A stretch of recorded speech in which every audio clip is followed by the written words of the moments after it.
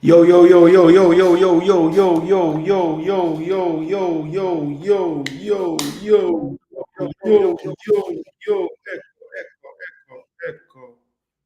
Well, go on, people. It's your boy Jason Gooner, and we're back in the building, in the studio once again. You know what time it is, people? It's match day -1. So you know the tactician has to turn up for the tactical preview show. Yes, people. So we're going to take a look at the potential predicted, don't know what you want to call it, but we're going to try to take a stab at the two 11s that will start the game tomorrow. We know that in this window, USA is coming in with a little bit of game time under their belt. They did have an opponent on the 31st of May.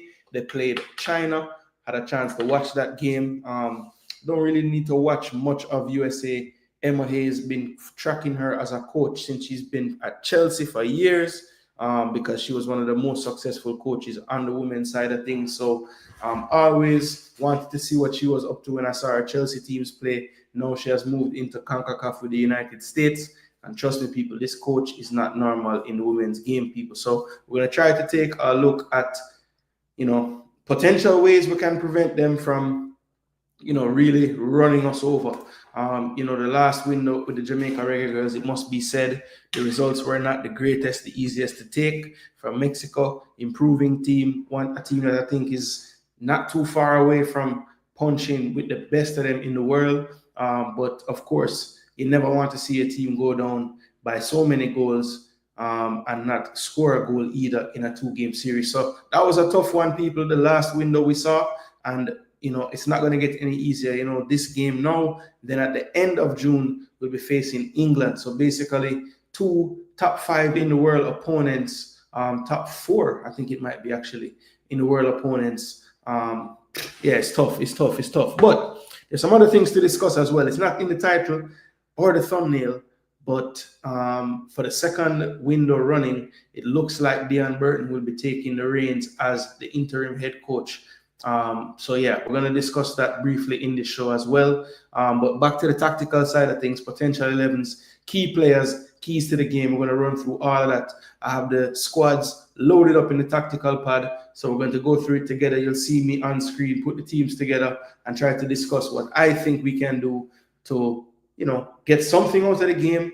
Of course, we're going to get something regardless. You get the experience, you get the exposure, you get the, playing against the best in the world or top to the best in the world. You're definitely going to get challenged. You're going to learn things. So that is definitely what's going to happen. But I mean, as far as do we have what it takes to, get a result in the game? That's what we really are after, right? So we're going to try to see how we can get there, attain that. Also, we finally got some news out of the camp with the Reggae Girlz. We did get a training video, I think 2 days ago or yesterday. And today now I got the clip for, everybody would have seen it on YouTube, I would hope. Dean Burton and Alison Swaby giving their thoughts. So we're going to play that as well. So we're going to do all that in this show tonight, people.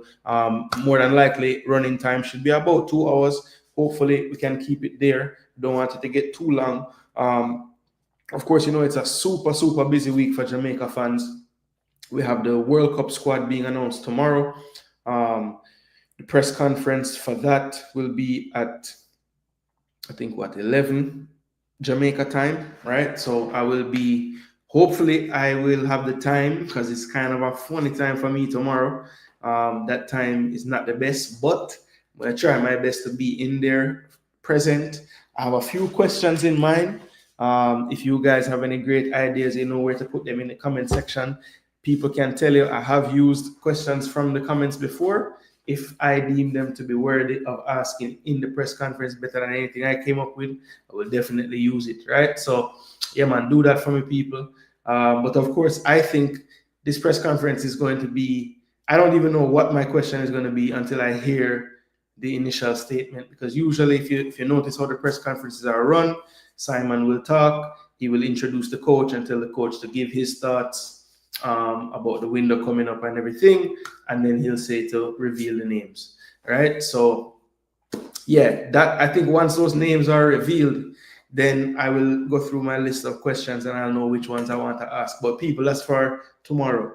This is for tonight. This is the Reggae Girl show, people. So we're going to focus on the girls, which all of you in the chat, must love. All right. Last night, I have to say big up to Talawa TV and Ryan, Elite Sports, and Coach Acosta as well. They were on the show. And she did make a plea to the YouTubers to be as vigilant with the Reggae Girls and their activities as we are with the Reggae Boys, right? And she made a valid point. And that's a part of the reason why in this show, I have to discuss the elephant in the room as it pertains to the Reggae Girls. So we're going to get through all that tonight, people. Before we get going, let me just big up the people that make the show them nice. And that is the comment section. See? So let me just big up everybody when we see in the comments that is blessing up the place. Remember, you see it on the screen as well. A nice scroll slowly across the screen, like, share, and subscribe, right? So please do the right thing. Share the content as well. Subscribe if you're brand new. And definitely, if you want to comment, you'll have to subscribe because it is on subscribers only. So if I read your comment, I know that you have subscribed. So big up to you. All right, Father Blink. Say blessings, Jason Gooner, and the chat. Say match up play tomorrow and World Cup qualifying spot a drop. Yeah, bro. It's a busy time. Actually, was thinking like, could I get away and not go to work tomorrow? But I don't think it's possible, you know. There's a lot of stuff. I would love to just be able to just get a consistent run of content because there's a lot of things happening tomorrow, but you don't know. Reggae Boys and Girls Supporters Club says send the link. All right, Reggae Girls and Boys Supporters Club. Let's see. I don't know. So who is this I'm talking to though? Because I don't know who is running the page. So let me know. I don't know where for. Yo, I couldn't know. Yo, you see what I said the words? In my brain, I say, yo, Duckland, if he clicked on the link or whatever, because I know him probably have the notification them.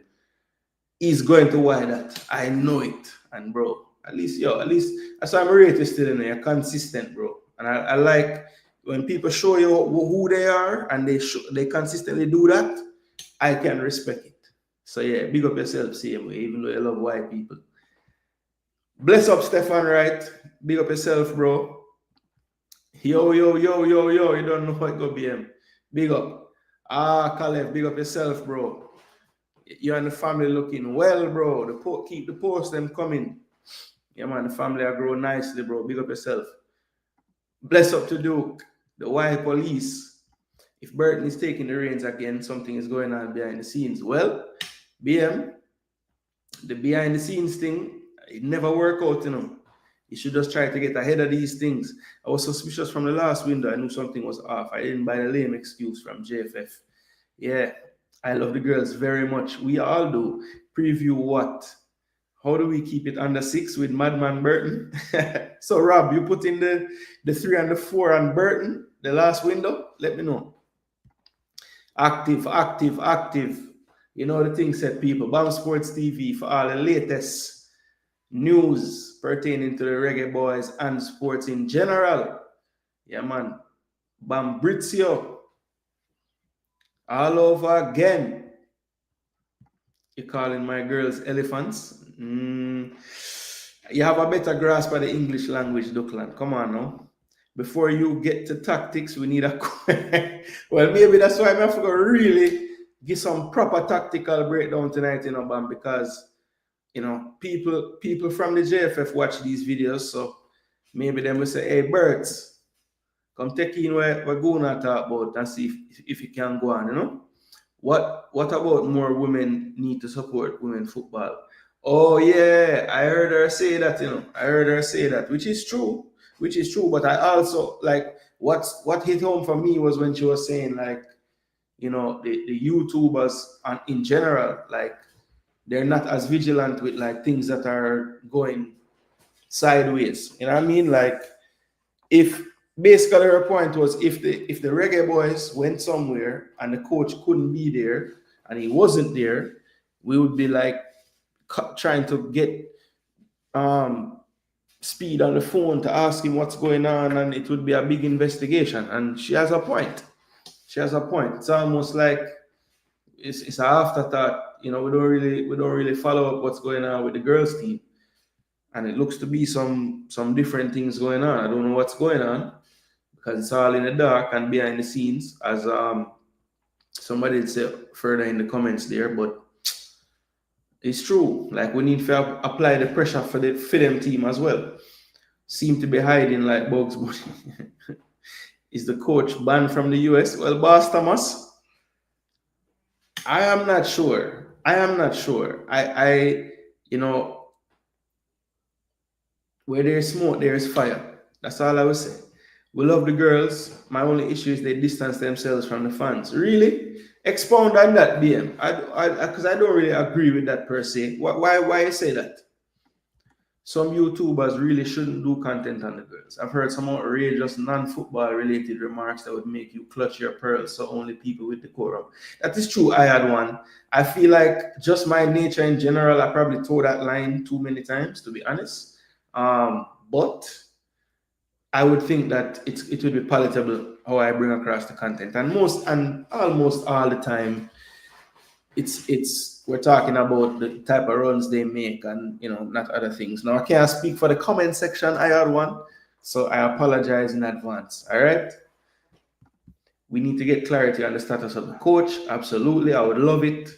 I tried to get some, and was kind of unsuccessful. All I know is that he's not there at this point, which you guys might know, which I'm going to show you. There was a statement released. I think the women need to be on the front line. Yet when you look at let's see, recognition across the world, right? Jamaica women's team has been to the last 2 World Cups, and Jamaica's men's team hasn't been to a World Cup since 1998. So when you look at it that way, I mean, yes, they should be on the front line for sure. Yo, Jason, want me to do some investigative journalist work? Hey, Bam, I have a feeling like regardless of what my answer is, just you by nature as a person, you will be doing that work already. So you can't stay there going to fool people. You're not fool me. We really don't want Dion as head coach. We need a real coach. Wow. So Dion doesn't Dion have his coaching badges and stuff though? I had one, or it's just the experience you're saying, like how experienced is he in the women's game? Can you just go from, because I think he was coaching like a U21 side, if I'm not mistaken. I have to look up his history, but I feel like that's where he was at a youth level, as a youth level coach.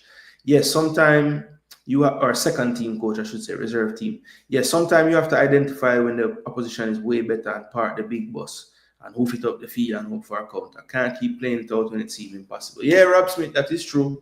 That's one of the things that people didn't like about Lauren, how pragmatic he was. But one thing you have to say is we weren't getting the beatings that we are now. So, yeah, you have to find that. You have to realize you have to switch it up at some point.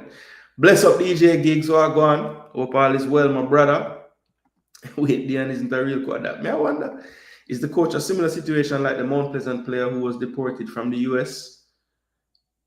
Boss Thomas, I'm not sure. I'm not sure if those two are like exactly the same. I think I can infer what you're talking about from the comment, but yeah. I'm not certain, Boss Thomas, but you could be onto something maybe. They avoid platforms like YouTube where a lot of the fans are. They should be more interactive. I hope I'm not asking for too much. Okay. Well, look, I have heard the sentiment a lot of times. Not a lot of times, but I've heard a few people say, I don't really do a lot of Reggae Girlz content because I don't feel like I can speak frankly without people getting in their feelings because they're females. And I always take that, I almost feel like I don't know. I've never looked at it that way. I've just looked at it like they're athletes just like male athletes, and why shouldn't I analyze and talk about them just the same? I would think they'd probably want me not to take it easy on them. Most players that are serious about their craft, they have no issue with someone like me that is, I guess you could call it critiquing some of the things they would be doing, because at the end of the day, it comes with the territory, I would hope that they realize that I take the time to actually, look at what I'm talking about and try to study it and, so that by the time I come to you guys with some content, it's not just me pulling things out of thin air. Like I've actually looked at footage and clips and tried to figure out how to solve certain situations in the game and try to bring it across to the viewers. So, the same way we have to respect them because they work on their craft. Hopefully, I can gain that same respect from them based on the content that I would put out. I posted that statement, send them over there. Even made the seat, Yeah, man, me see it, man. Me see, well, I saw the post. Actually, never clicked on it and stuff, but I saw the post, and of course, you don't know. I got double tap and do all of them things that once me go through. I have a system, I go through all the things them at a certain time, so it's usually late night, Let's see if I'm show up in England. Yeah, that's gonna be another one to watch because if you notice the Mexico games were in the US and these games obviously playing the USA in the US. So yeah, maybe you're onto something Portland. Maybe the England one is a go. But isn't the female team on the front line already based on their achievements? No, but in terms of like content, in terms of like, we like the YouTube space doesn't really, I haven't seen any Reggae Girlz content really, and they have a game tomorrow. And I'm doing this because it's a tactical preview show, and that's just kind of what I do match day -1. If I can, I will bring a tactical preview show. So I am culpable too, because this whole time leading up to it, I did make some content around the squad being announced. I remember doing that, trying to tell people what the players were up to and stuff. And I might have been one of the few that made an actual live show doing that.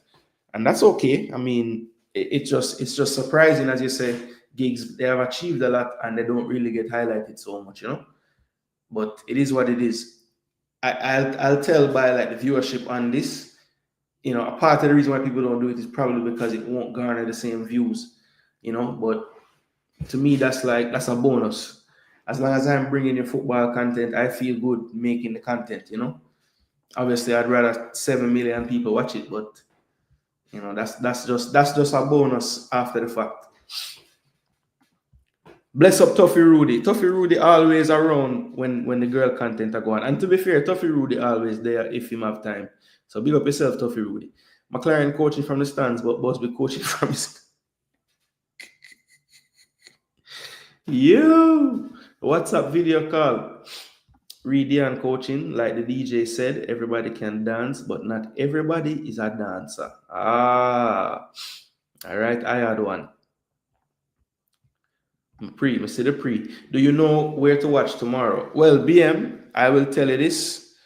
I'll give you actually, no, I will tell you this. JFF Live, show everything. So JFF Live, you can watch it tomorrow. I will not advertise anywhere else. Give them a strength, people. Pay the money. I've seen people complaining about the lack of content, though, JFF Live. So, boy, I don't know. Jamaica very unserious. That's a fact. The Uncertain Burden has a UEFA A license and has coached at West Brom U23 and U21 and was also a loans manager. All right. So, Bam is letting you know. But I had one done tell you. If we're going to be real, Dean's been in charge for several fixtures now and we're getting steamrolled. Well, I thought I had one. Wasn't it just the two, the last two? That was it, right? I mean, he was on the staff, but he wasn't the like Busby would have coached all the rest of the games since he got hired. So yeah, I guess you're talking about the two we got steamrolled, yeah. But look at Buju, who was sent home on drug charges based on what they said. I know he could travel to the USA now. Well, DJ Gig, sometimes maybe Babsy have to step in and pardon him then. Because them say it's Babsy line up all of the artists, them visa for get through, Let's not run from the USA. We do not need to play defense just not to be embarrassed. Let's push past we limit. We can play a defense game in the next World Cup. Okay, so man from Portland said, him no business about this pragmatism thing. Let's just play USA how we've been trying to play other teams. Boy, man from Portland, I tell you the truth, Based on what I see with China and USA a while ago, you said that no, but boy, I don't know how much. What is your idea of too much in terms of conceding goals? Because just whatever number you can think of, just look for that number there. Jason, any ideas what's the status of the coach? Second camp is MIA, except this camp. There's a vague press release. Yeah, look. All right, so that's the second person. We'll talk about it a few times now. So let me just throw it up on the screen since we're talking about it. Because I figured I couldn't get into any tactical breakdown until the elephant in the room was addressed. And I'm not calling the girls elephants, all right? All right, Mr. Duke. All right, share the screen. Boom. Where is it? All right, so here we go. So this is the press release that came out today. Let me get this comment off the screen. So it says, the senior Reggae Girlz have wrapped up their final training session at Energizer Park in St. Louis, bringing preparations to a close ahead of Tuesday's much anticipated international friendly against the United States. The team arrived in St. Louis last Thursday and completed 4 high-intensity training sessions focused on tactical refinement and team cohesion in the lead-up to their match against the former FIFA Women's World Cup champions. All 23 players took part in the sessions under the guidance of assistant coach Dean Burton, who assumed interim head coaching responsibilities for the match. He will be supported by assistant coaches Xavier Gilbert, Sanford Carabin, and Laura Jackson. The Jamaica Football Federation confirms that head coach Hubert Busby will be absent from the bench due to personal matters, but continues to maintain active communication with both players and technical staff in Missouri. Kickoff is set for 7 p.m. Jamaica time at Energizer Park.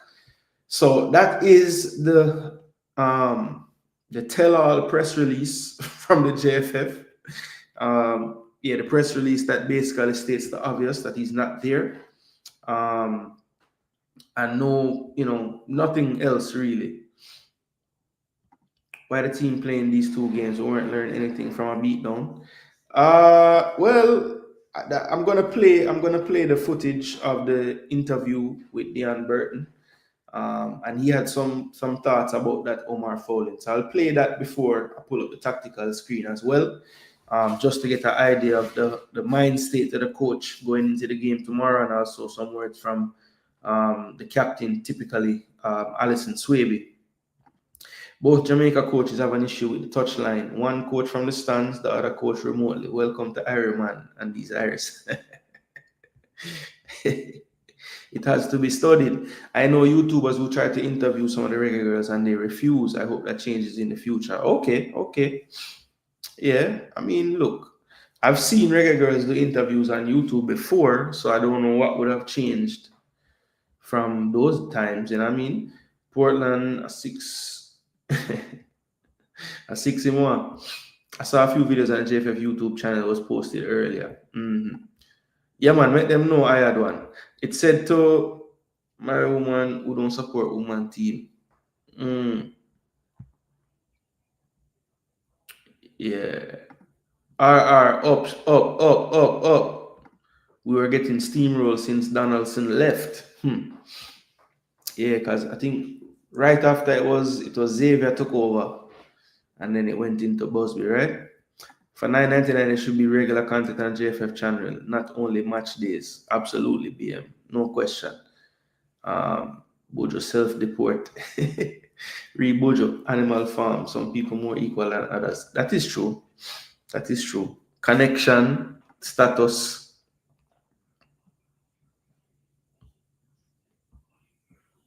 USA team members have some crucial people missing, right? I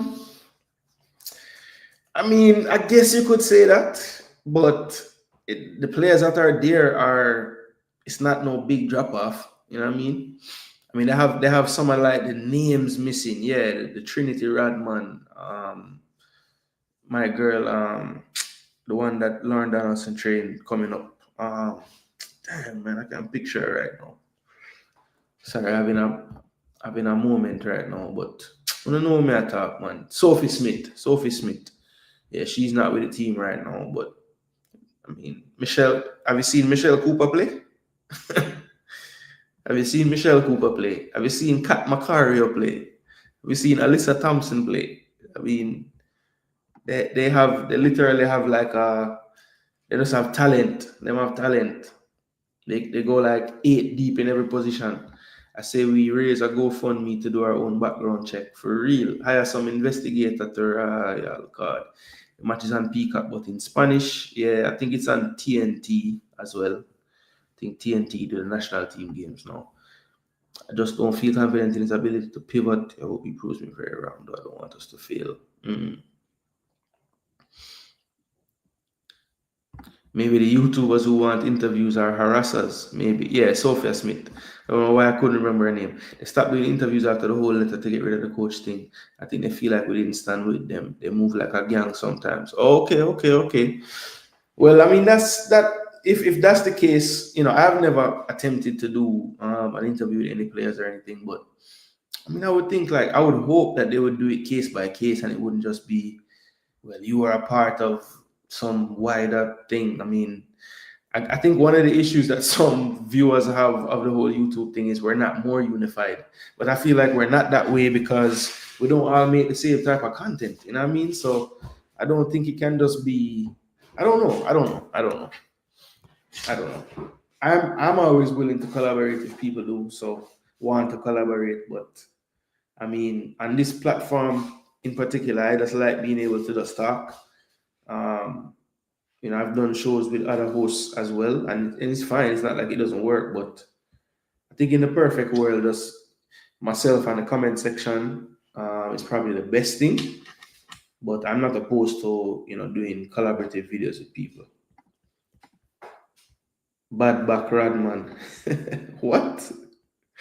Did the USA for the first time debut a player who is 32 years old? That would have been the first time ever they've done that. Which one of them was 32? Appear young girl up on USA side. Oh, okay, this girl right here. I guess so. And this was her first cap. Interesting.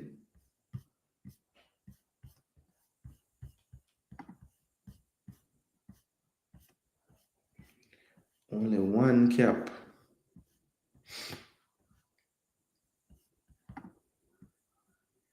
Yeah, it's a one cap for real. Labanta. It looks so toughy. I get that, but I don't think some of the players that keep getting chances just not improving but still getting chances. I can't blame the coaches for that. Okay. So DJ Geek said, it's not just on the coach. Sophia Wilson now, she's married. Name changed. Yeah. I thought she was pregnant. That's what's going on with her, right? She got married. Yeah, she's pregnant. That's what I thought. So yeah, no disrespect to Miss Sophia. Congratulations to you, Mrs. Wilson. Bless up flow to Agwan. Yeah, man, respect for the check-in. Yeah, I think she is. I've seen Tiffany Cameron do multiple interviews, but she's an exemption. Yeah, BM, you have a point. I think it's like it is always the same few players that you see. I'm not really concerned about the practice game. The girls should be dropped in hot oils and see who can swim. The positive result will show me in the upcoming. Okay.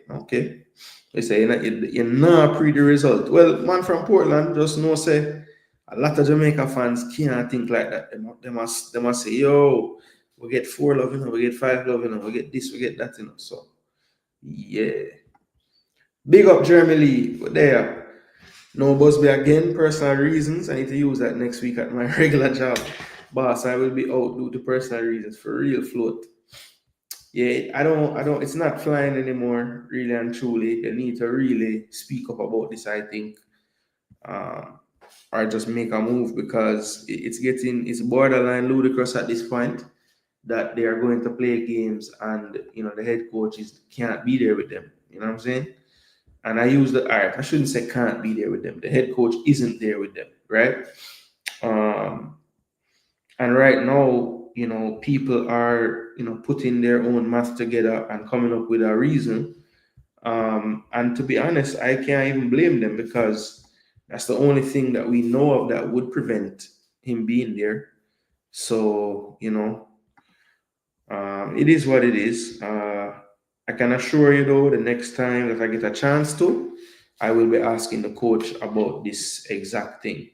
Hopefully, I'm afforded 2 questions because I wouldn't like that to be the only thing I ask him, but I would love to ask him. So, Mr. Gooner, since the coach is gone, I think that more players will be coming on board now.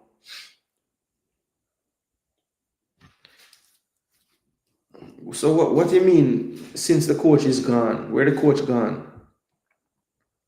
And you think so? So you're saying that there have been players who have been reluctant to come because of this coach?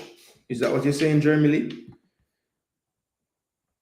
She's one player that not improved, but if you feel I was referring to only her, that is okay. But 3 more players that I could mention. Oh, Jody Shade. I'm not dissing certain Burton because I've been a fan since '98 campaign. No, look, I can contextualize you loving Burton for what he did as a player and then not thinking he's the right fit as a coach. I have no issue with that. I had one. So life goes sometime, You can rate him and don't rate him in another field. Finally, we got rid of this coach. The whole thing stinks, and the JFF knows this. So wait, what you? Oh, read between the lines. Okay, so brother, there was a last camp that this happened, and he's still the coach up until this camp. So what's the difference between that and this? Honestly, you want to squint up your eye and read between the lines, but my thing is this. To me, this don't mean anything. What if in June you see him on the touchline in England? So Tuffy Rudy is given till the England match. Me personally, I think the minute that this match come up now and him can't go, we need the explanation now, Tuffy. Not after if him reach the England match. I disagree with you there, Tuffy. That's too much. We don't go through a window already where we accept the personal, right? Now we come to another window and the same thing, like you couldn't even I don't even know what you could have done, but the same exact thing. I don't know. The others name names and let's discuss why they shouldn't be here. So Gigs and I had one having their own personal debate. All right. So next thing I want to people, we are talking about certain Burton a few times. So let me now play. Let me now play.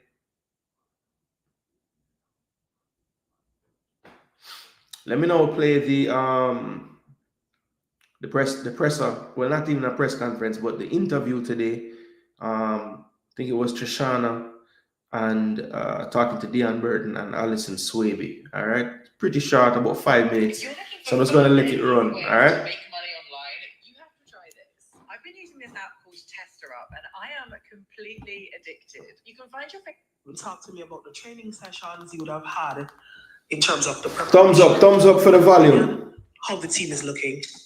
Yeah, the team's looking well. Obviously, we've done the best that we can to prepare them in the period of time we've had. And I think a lot of information and hard work has gone in. So it's credit to the girls in this short period. So we're looking forward to the game tomorrow. It's always good whenever the girls are getting good encounters and not just, playing for playing's sake.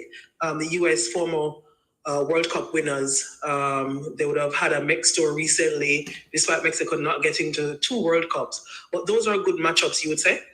Very good. Look, the opposition that we've been playing recently and the caliber of them shows that, one, we're privileged to be able to play them and be asked to play them in certain situations, and also to pit our wits against the top quality opponents. And it can only make us better, no matter the result, but the experience and putting ourselves into unknown territory as such with great opponents, and it can only benefit us in the long run. Yeah. What are some of the things you would have been pleased with from those players, despite them having long season, but coming in and putting in the work ahead of this game? Yeah, we've got a great balance of youth and experience, like you say, and some new players to add to the group. So it's going to be great to see what they've learned in the short period of time that we've had together, and also putting their best foot forward when given the opportunity from their starting or from the bench. But all they can do is do their best, and obviously have the main goal, which is the World Cup qualifiers in October. For many people, whenever they look at football, as you know, all they focus on sometimes it's that end result in terms of the score line. Ahead of tomorrow's game, what are some of the things you are looking at as well with the coaching staff? Look, we have to remember, from the background, we're all professional. We all want to win. And like you said, no one wants to win more than me, but we have to look at the bigger picture, like we keep coming back to. And as long as we're developing and we're learning and the information is getting into the players and they're understanding their jobs and responsibilities for the end goal, which is the World Cup qualifiers, these friendlies are just a facilitation of that to help us on our journey to get to where we want to get. So one, it's great that we're having the opportunity to play these high caliber teams. And two, yeah, we want to put best foot forward, but like you said, the result, of course, we're disappointed if we lose or if something happens like that. But at the end point is we want to make sure we're learning and we're progressing and moving forward for the October window. The World Cup qualifiers are now very much on the mind of a lot of these ladies. So you heard that answer, read the scoreline, right? Just basically saying, listen, it's almost like damage control before the game. It's like, look, as long as we are learning and striving towards the goal of the World Cup qualifiers, taking in the information we're giving the players, gelling more as a team, these are all the things that we need to be doing. And a way to accelerate that learning is, challenging yourself against the best teams, which more than likely is going to lead to not the most desirable results on the pitch, but he is saying that, you will see those results in the long term. So, like I said, kind of just a bit of damage control early on, you know what I'm saying? Which he's not lying, to be honest, but I think he knows deep down that, as he said, you're professional, you don't want to just lose games, but at the same time, you have to put things in perspective. So they are the best team in the world, that's for sure, in terms of the rankings. And that's who we're going to face. So it is what it is. What are some of the things you want to see from the team and just overall everything for women's football going forward? Well, obviously, it's just learning building blocks, okay? We obviously had a tough time out last time out in the Mexico games, but still there was some positives that we took away in the second game. And we just got to build on that and build again in tomorrow's match. And if we can make sure that we can see development, see learning, and see the players understanding what's expected of them and what we're trying to do within the session, like I said, it's building and we're moving forward, and that's all that we want to do, move forward. Another big friendly, Jamaica versus US. How important it is for the girls to keep getting these kind of matches? Yeah, I think ultimately as a high-level player, you always want to have the opportunity to test yourself against the strongest opposition. And I think there's a lot you learn about yourself tactically, but also character-wise, when you know you're facing somebody that on paper is a stronger team. So I think for us, it's just about using this as an opportunity to build and to be prepared for major tournaments when we will face, world-class caliber opposition. The season would have been long for a couple of the players, whether through clubs as well as university colleges. But here you are, you turned out 3 days or 4 days of hard training sessions. What's your assessment of how the team would have done throughout those moments? Yeah, I think if you ask anyone, it is tough to come and play challenging games on the back of a long season, but it is what we signed up for at the end of the day. So I think as soon as we step foot here, we're reminded of the common goal, and we're excited to get the chance to play with one another. And I think, like I mentioned before, it's a building block. It's something for us to use to be really prepared once we start official qualifiers. And I think that we can just use it as that, something that's preparing us for the bigger picture. What are you looking, from the team tomorrow? When I spoke to Coach Dion, it's not just about the scoreline at the end of the day. The World Cup qualifiers will come up in October, but what would be some of the things you're looking to as a senior player come tomorrow? I think that the scoreline is always one thing that you can use to judge your performance. But I think for us, regardless of the scoreline, I think that there's lots of things that we can be proud of no matter what happens. And I think trying to concentrate on those things is what's going to drive our success in the match tomorrow. whether that be working on the things that we've been establishing as things that we want to try to challenge ourselves on throughout the week in training. And yeah, I think that there's lots of room for us to walk away from this match saying like, yeah, we got this down, or no, we still need to improve this for the next time around. All right, so that was the interview. Trishana interviewing Coach Dion Burton and Captain Alison Swavey. And basically, both of them kind of saying a lot of the same things. Look, success might need to be measured differently and when this game comes around. And I think they're actually right in a way, because I would hate for our fan base to leave this game if we lose the game and not be able to still look at any positives and just say, hey, we lost, so there can't be positives, because she is right and he is right in terms of you set different goals, right? So maybe it's look, first 15 minutes we don't want to concede a goal, right? That seems like such a silly thing to even go about it into a game with, but that's just something that you have to put on there as a marker to say, hey, if we come out in the game solid, first 15, say what the next 15 looks like. Before you know it, it's 0-0 30 minutes, and you're like, all right, we're in the game here. Another thing could be the possession stats. We've played USA a number of times, and the possession towards USA is very heavy, right? So they can set a goal. Okay, we want to be above 38% for the game, or something. And you try to set different targets so that, like she's saying, you feel like you have successes. The only measure of success tomorrow for the Reggae Girlz can't just be the score. So I agree with them in that sense. I know fans won't like to hear that. But any fan that's really looking at it analytically would say, if we can keep the score under a certain score, then I think that's like a mini victory for us. I know it's hard to swallow, but I think that's just the reality, people. That's just the reality, especially where we are in the stage of our development, new coach trying out new things. We saw against a little better opposition the last window, what kind of results that bred, right? So let's get rid of this and let us now start to take a look at first the USA and what they have been up to in this actual window. Like I said earlier, they have played a friendly already in this window. They faced China a couple of days ago, and I have on the screen in a second here, there it is. I have the result of the game, which went 3-0 to the USA.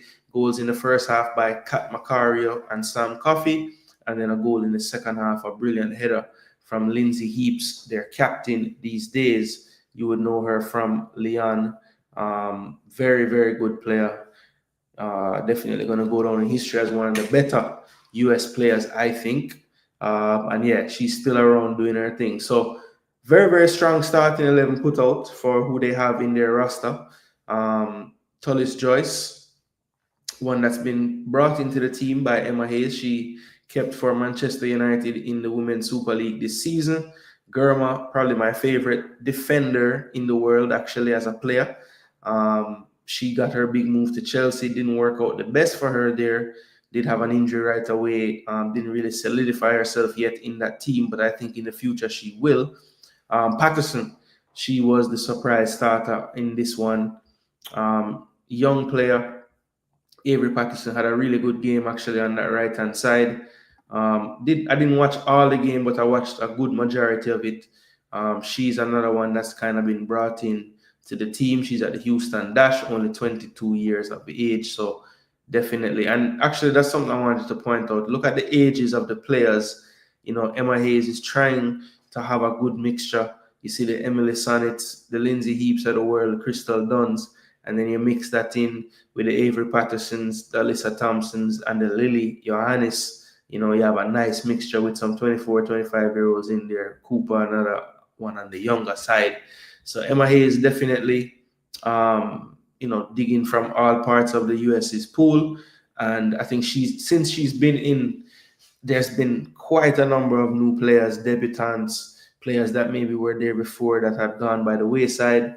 you know, she's not leaving anything to chance, Emma Hayes, as she leads into the World Cup qualifiers.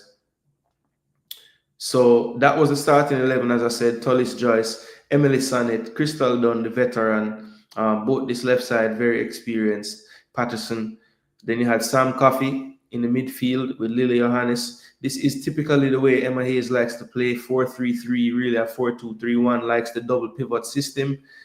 Typically, the double pivots actually go forward based on the relationship in the play or what's going on, and the other one usually has a very good tactical sense to not really bang on as well. So they always have a decent amount of cover with their two center backs, because one of those two will sit if the other one, you know, goes further forward. And we'll talk about that on the tactical part, why they kind of do what they do. I think Lindsay Heaps is really the one that triggers the movement of a lot of the players. So Lindsay Heaps, she's usually in behind the striker, but as you can see, or as you will see, when I put the players on the tactical board, when I pick my predicted or projected starting 11, that role that she plays is really important to the team and its fluidity. On the wings in this game, we had Alyssa Thompson and Michelle Cooper. Cooper is another one, you know, I've known Thompson for a while because I've watched her play in the youth setups. Michelle Cooper is one that kind of has come late to my sight, right? I've just been really catching up with her since I'd say the USA Brazil window. That was the first time I really took some note. She did play in the She Believes Cup against Australia, but I didn't catch that game. But I did watch actually both of these Brazil USA games. And, you know, she definitely was a player that I was like, I'm going to have to start watching her because she looks to have a lot of potential. And she played really well. Supplied the cross actually for Heaps' goal in the game. You know, powerful running player, but has decent technique as well. And then Kat Macario, I think she is primed to have like a super breakout season. I think this year at Chelsea, it didn't quite get all the way off the ground with the injuries and everything, but I think she potentially could really do some damage when it comes on to next season. Yeah, she's been at Chelsea for the last couple of seasons now. And actually had much better fitness this season, but like I said, the 6 goals, 3 assists, I think that she definitely has, you know, a double-digit goal season in her future at Chelsea. Very good player. Had her problems with injuries last couple of seasons, but got through this season relatively unscathed, and I think that's going to be bad news for a lot of defenses in the near future and potentially for ours. But let's see. You see the players who started this game. Like I said, when I looked at this team, when you look at their bench as well, I think that the players who started this game, you know, minus maybe Emily Fox, who maybe got a bit more of a rest since she did have a long season going to the Champions League final with Arsenal and winning it. You know, she probably is the only one I saw on the bench and who didn't come on. That it was surprising that she didn't get a game. So, you know, Avery Patterson more than likely might get the rest against Jamaica just to give Emily Fox a game in this window. But that remains to be seen what Emma Hayes decides to do. But like I said, to me, this looked like the strongest team they could put out minus the right back, right? Because she had her experienced players on the back line. She had what I think is the best goalie in the camp, which is Tullis Joyce in goal. And, you know, the big ballers played that are in the camp. Heaps, Macario, Alyssa Thompson, Lily Johannes, Germa, they're all playing. So it's just going to be kind of interesting to see what she does with the starting lineup, which makes it a little bit difficult to predict. But what I'm going to do when I do mine, I'm just going to base it off who I think are the best players that she has available to her. And I'm not going to focus so much on who played in the first game. So we'll see how that works out for my predictions of the lineup, but that's the strategy that I will be using. Now, one thing I do want to look at though, people, in this 3-0, right? You see the attack momentum throughout the game. USA pretty much dominating most of the time. So the territory, the advantage was all theirs. And then when you look at the statistics, and this matches the eye test from what I watched, 70% to 30%. So what I want to do is use this game against China as somewhat of a marker. Now, China is ranked, I believe, 17th in the world rankings, and they face the #1 team in USA. And I want you to take a look at these statistics in this game between the first ranked team and the 17th ranked team, right? So 5 big chances to none, 18 shots to 4. China's keeper made 2 more saves than the US keeper, right? So China got 4 shots off, no big chances. So I'm going to look at Jamaica's stats against this team and compare them to China's once we get there. But I just want you guys to see what it looked like with the China-USA game. About outpassed by about almost 400 attempted passes. Let's see, shots on target was 7-2, so the gap was 5 for that. So let's, we'll kind of look back at these numbers once we have our stats in. Let's see, shots inside the box 12. All right, 6 outside. He created 5 big chances, scored only 2 of them. Okay. Got touches in the area 36. Final third entries 58-32. So that 58 number is crucial as well. We'll check Jamaica, how many times they entered against us. The accurate pass is about 300 or so difference, almost 4. Yeah, 380. Final third pass is 70%. Okay, they went long 46 times, did China. So all of these stats, we're going to look at Jamaica's endgame stats and compare them to China's, right? Because sometimes, these stats definitely do tell a story. I'm not saying you should look at stats and don't watch games. Don't misinterpret me. I'm just saying they do give you somewhat of an idea of why things turned out the way they did in games. Sometimes stats don't make sense to the result. That happens every now and again, but I would consider those to be anomalies. And we never want to, analyze anything based on anomalies. We want to almost throw those out, right? So USA, China, 3-0 stats discrepancy basically there for you to see. And that was the lineup they used in the first game. So now let's flip over the screen to the tactical pad because we have the field ready. It is empty and we're going to load it up with the players that we think will start, right? So I'm going to do things a little differently today. I'm going to show you guys the US team and their formation. And yeah, it's going to be interesting. I'm going to talk a little bit about their tactics and what they do and why I think it's important for us to set up a certain way against them, all right? And I think we actually saw an idea of how to set up against them if you look at how Jamaica tried to play against Nigeria in the Unity Cup. I think there was an emphasis on being very compact and narrow, and I think against this USA team, that is the way to go as well. So let me get the tactical pad up. People, remember, please do smash the like button. We should be already at about 50 likes if I had to guess. If we're not there, people, you're not doing your jobs. Please do smash the like button. That is the best way to support. You can always show support as well in the form of a super chat.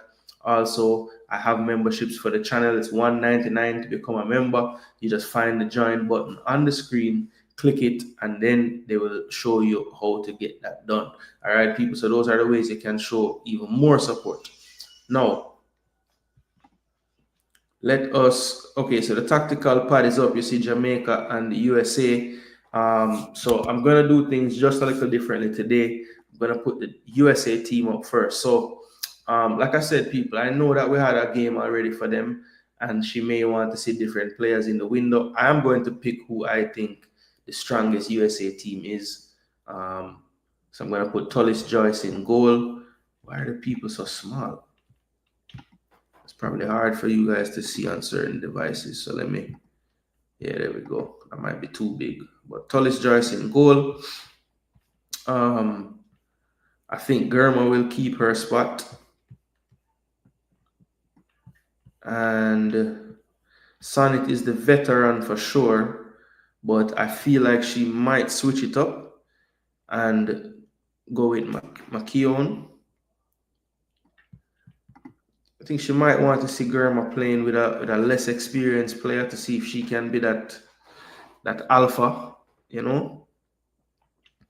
Now we have at right back, I think Fox got the rest just due to her time with Arsenal. But I think in this game, we see Emily Fox, Champions League winner, come in.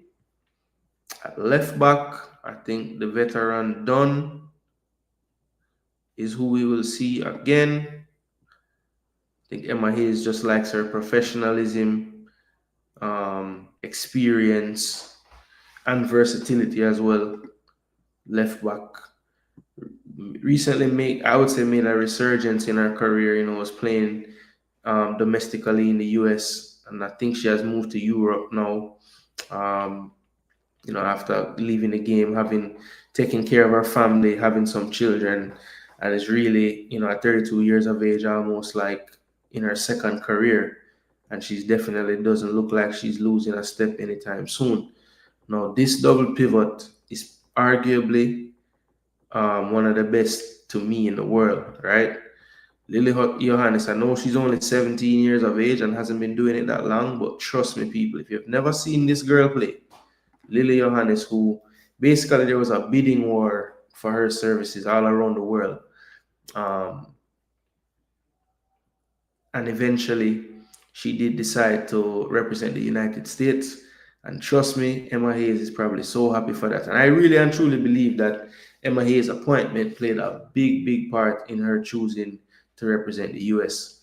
And that's just speculation. I don't know that to be fact, but I just feel like it had something to do with it. I think that they're going to stick with the wide players. Alyssa Thompson, probably one of the most exciting players, young players, I would say, in even the world. Very, very good player. I think took her a little bit of time to really get into it at the pro level. She went pro from she was about 16, 17. I think she's up to 20 now. And she definitely has figured out the pro level in the USL. Scoring a bag of goals last year, starting off this season well as well. Lindsay Heaps, as I said earlier, probably going to be one of the keys to the game for the US. Typically she is, because she does so many things. She does so many things to help the team, opening space for players. How do I get rid of this thing now?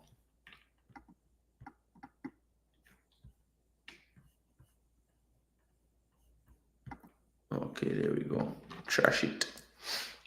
Yeah, so that's how I think it will look. And I think Macario up top. And again, I wouldn't be surprised if it was so similar to what they did in the first game. But at the same time, I just want to show you guys what I think is the most formidable lineup that they could face us with the exception of McKeown, who didn't get a game in the first game. I just have this feeling like she's going to want to see this center back, because I do think that one position for Emma Hayes that I don't think she's really fully like sure about is the center back spots. I think Germa, once healthy, probably nails down one of them, but I think that left center back position hasn't really been nailed down by anyone under Emma Hayes. That's been one of the positions where you've seen a lot, and I think that's evidenced by some of the Emma Sears getting a look in this time.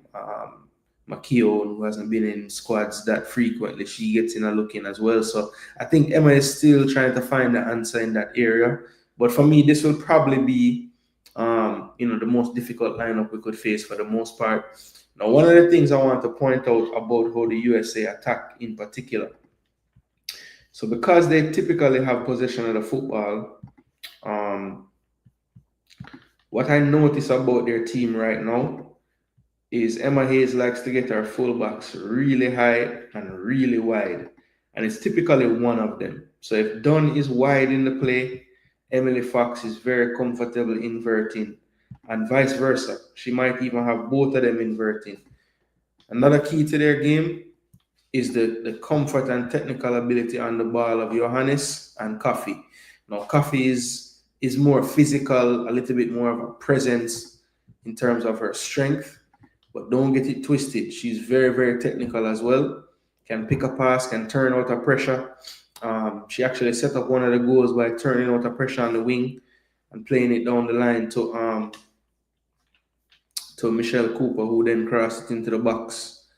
So yeah, she's definitely a big reason why they can play the way they play. Johannes is just a magician on the ball, super technical. But I think why it's so difficult to cope with is Macario, Cooper, and Thompson could very easily be like this, Thompson dropping deep, Cooper running in. I mean, the fluidity of these three in particular is mad. And then a lot of it is predicated by where Heaps ends up. So sometimes Heaps is the furthest player on the left in attack. She's the furthest player on the right. She has so much freedom. She can pop up anywhere. Sometimes she comes and receives with these two higher than her. I mean, there's no end to where Heaps might end up. Sometimes she's further ahead than Macario. Macario drops off. So it's just a lot of fluidity in the front four. And that's a part of the reason why, for me, when we're defending against this team, we're going to have to make sure that you can almost throw a blanket on the back four. Like, we're going to have to stay in tune with each other and close, because it's going to be constant movements, interchanging. And I feel like if we don't have the bodies to kind of keep up with all the movement, we're just going to be chasing shadows, because we're going to have to be communicating and handing off players. There's no way we're going to be able to, man mark and stay with players and not get dragged out of position left, right, and center. So they're just going to have to be very, very organized, because, like I said, it's very, very hard to spot the tendencies of the USA, because it's just a bunch of interchanging going on in the forward line. Just watching a highlight package of this game and watching some of the game in real time. Sometimes you don't even realize who's playing on what wing. What is Macario's position? What is Heaps' position? Because they pop up in so many places, it's not even funny. When you look at their average positions on the pitch, most of them are bunched into the field, and that's mainly because they end up all the way right, all the way left, which you split the difference there somewhere in the middle. So their average positions look really crowded on the pitch, and that's just because they're interchanging so much.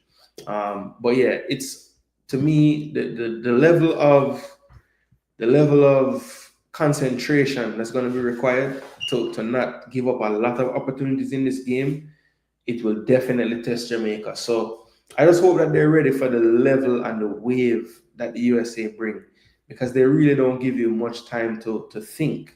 I have seen a bit more of an emphasis under this coach with possession. So maybe it's not as direct, over the top. Let's try to get in behind. It's a little more methodical, and I think because of that, it allows for that fluid motion to take place, and it just pulls defenses apart. And of course, they have that trump card in their pocket where, the minute you start to realize the patterns and start to make sense of them, they just go direct, and they still have the speed and the power to do that as well. So it's a tough proposition.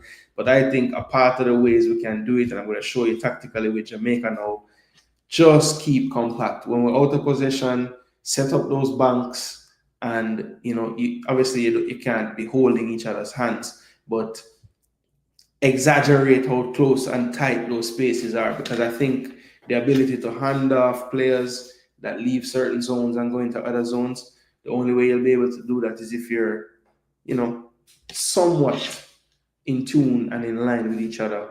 Not necessarily a straight line, but you know what I mean. Some kind of umbrella curved line, and you can see that connectivity as the ball switches flanks, because the players are going to be interchanging, and you want to be able to pass off to the next and not chase them out of the spaces, right? So that's my thought process with trying to stop them.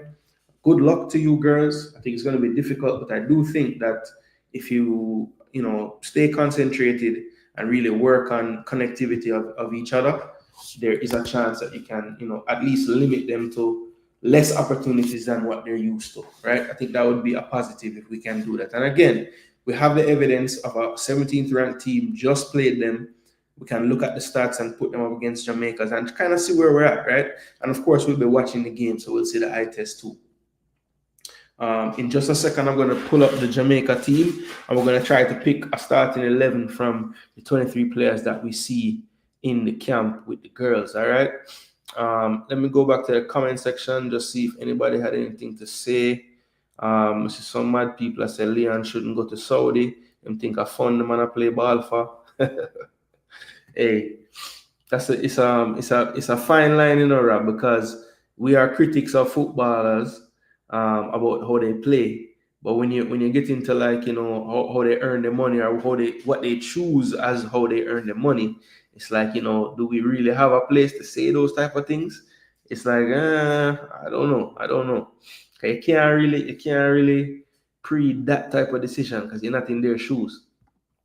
We have to manage our expectations regarding the result. I just know the Reggae Girlz got better players to select from, just like the men's team, but some would say I'm fighting against local players, but I just have had enough of embarrassment. I think these tough games are good for the girls. We'll find out if we play teams of our equal rights before the World Cup qualifying starts, where we can try and execute from learnings, all right? So Tuffy looking at the positives of these tough games. Nothing is wrong with that. DJ Giggs, to be fair, Blackwood is flourishing in Mexico and Becky's on Chelsea bench via Spurs bench. So what is a true marker for choosing? Emma is courting God status. For real. She's great, man. But doesn't Becky always perform when she plays for the national team? Good question. Yes, because Becky plays where she's best suited to play. She's a keeper. She keeps well. Others are not put in positions to win. I would love to ask the chat, what teams would the fans like to see the girl them play against? TNT and the lesser Caribbean teams? Good question, Portland. Good damn question. Okay, where do you think Blackwood position should be for the team? Attacking, nowhere near defense. I agree with that. I had one. I'm telling you the truth, bro. I'm dead tomorrow, bro. It's impossible to win. I'm just gonna watch because I support my country. Yeah. It's gonna be, I mean, nothing is impossible, but boy, it's improbable. But she's not better than attacking players that we have. But for a sub, I'm okay with that, but not for a starter. Okay, so Giggs and I had one. Those are the type of debates we like, you know. Me not see them and this, them one another. Them just attack. That is how it's supposed to be. All right, people. So let me know. Get back to the tactical part, and what we'll do now is try to pick an 11 for Jamaica, right? So you guys let me know. We have 3 goalkeepers. Let me do it this way. I'm gonna arrange the bench by position. So I have goalkeepers, centre backs all lined up, right?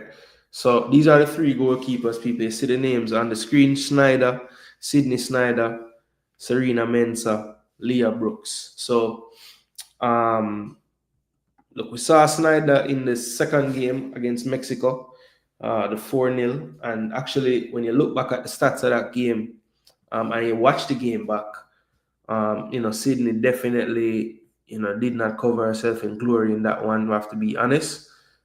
Made some really bad mistakes with her feet. I thought a couple of the shots, while they were well struck, her reaction time was really left a lot to be desired. And yeah, you know, I think she ended up with a 5.2 SOFA rating, you know, so that's pretty bad when you're looking at SOFA score ratings. Even conceding 4 goals, you know, she made 3 saves in the game as well. But the problem was she had that error leading to a goal.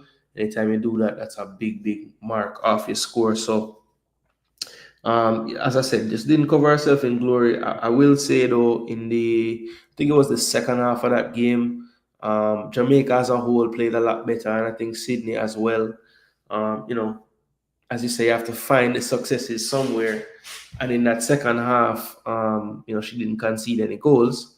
So you know, those are the type of small victories that you want to try to latch on to, just to give you something going into the next fixture, the next time you get to play. So I guess, you know, confidence-wise, she can look to that second half and say, hey, you know, it's not like I didn't do anything in this half. I was just able to not concede a goal. I did everything correctly, didn't concede. So hopefully that's what she thinks about before thinking about the first half, which, probably is one she would want to forget right away, because I do think that she did make quite a few mistakes. Now, looking at the goalkeeper pool itself, Serena Mensah, we would have seen her under Coach Gilbert after Lauren Donaldson left.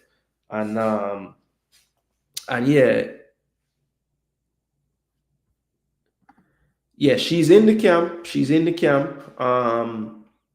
It looked like she might have had some kind of taping on the hand, but she's in the camp, and I saw her in the drills, participating. So, to be fair though, I never saw her catching a ball. I saw her doing footwork.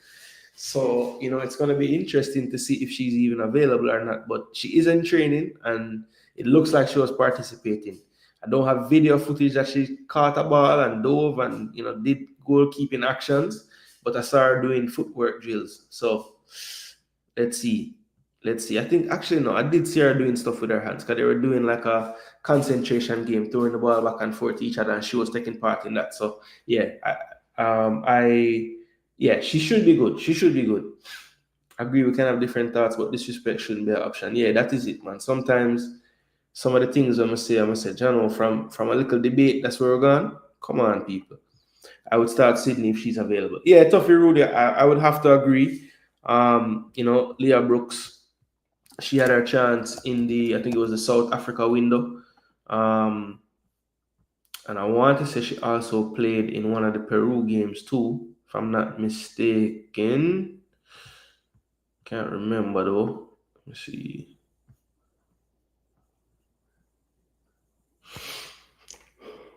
Yeah, I think she played in one of those Peru games, and I know she played in one of the South Africa games as well. I think it was the second one, yeah. And she's kind of up and down with her form, which is to be expected. I mean, she's still just a collegiate player, so obviously not the finished article as yet. Mensah, haven't seen her since, like I said, that those camps when Xavier Gilbert would have been the head coach. She wasn't too bad, to be honest. I just worried at the level that she'll have to attain for this game. I don't think she's quite ready. But I guess you will never know until you put her in the fire. But for me, I think it's kind of a no-brainer. You have to go with the one that has the experience, been at the World Cup level before. Pretty sure she has faced USA before as well. So yeah, Sydney Snyder for me would have to go in the net. Now centre backs people. So these are pretty much all the defenders that are there. In recent history, we've seen a lot of different faces partnering one of the Swaby sisters. Sometimes you see the Swaby sisters. Konya Plummer has been back into the team now for a few windows in a row, and her role has been strange because I don't know if I can remember when she actually played centre back. I think she's been playing right back or left back, which I would never really class her as that type of defender. If I was gonna play her, I would have to play her central. But this coach so far has used her as a fullback, and that to me is just so surprising. Like, does anybody in the chat agree with Konya Plummer playing as a fullback?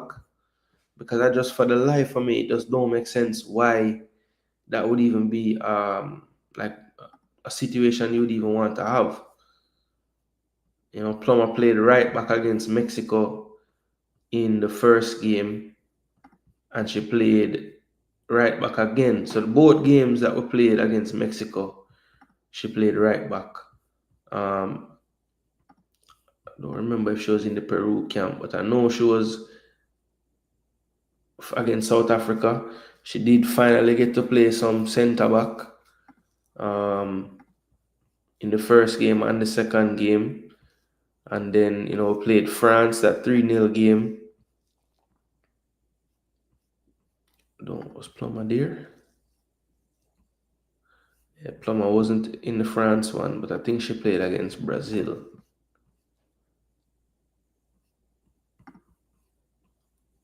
Yeah, she played against Brazil.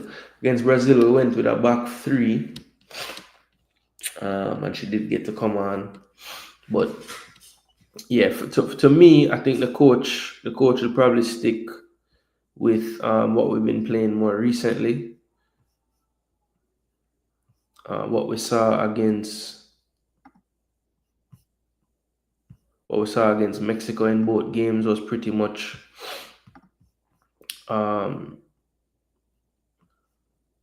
it was kind of a 4-4-2 in the second game, and then the first game it was a little more of a 4-2-3-1 from what I saw. Kind of switched it up just a little bit in the second game to more of a traditional 4-4-2 looking system, but still kind of looked like 4-2-3-1 in possession. But yeah, it's going to be interesting what they decide to do. Do they just say, listen, we're going to just full up the team with center backs, stay narrow, and have the wing back system, or just play a compact back four. If we decide to play a compact back four, I have no issue with playing Kanda Plum as a right back, and just tell her literally you're a third center back playing at right back. You don't have to push up more than so. We'll get the width from the left side, and whoever's playing attacking on the right side. Now that would be my tactic. Just tell her, listen, just sit. I know we're not playing a back three, but basically you're playing like a third center back. So I would probably put Plummer over here only if we know that she's going to be tucking in and sitting right in this area right here. So Plummer, I'm going to put Chantel on this side, and I'm going to put Allison on the weak side. And like I said, the shape of the team at most times, I would be completely happy if Plummer, Swaby, and just based on who is there, I'd probably have to put Cardoza as the left back, because I think I'll be totally fine with a narrow back four of center back quality. I think Cardoza, down the road, she'll settle as a center back. I think Plummer is a center back pretty much. And I might even switch. See, the only thing is, like, Allison, I don't really want to take her out the middle, but of all these three players, she would be most comfortable at right back. But I'm just gonna leave it like this for now. You guys let me know so far how me I do. I'm gonna tell you people, the only way I would do this is if them listen to my tactics and them play narrow back four setup. That's how I would run it, people.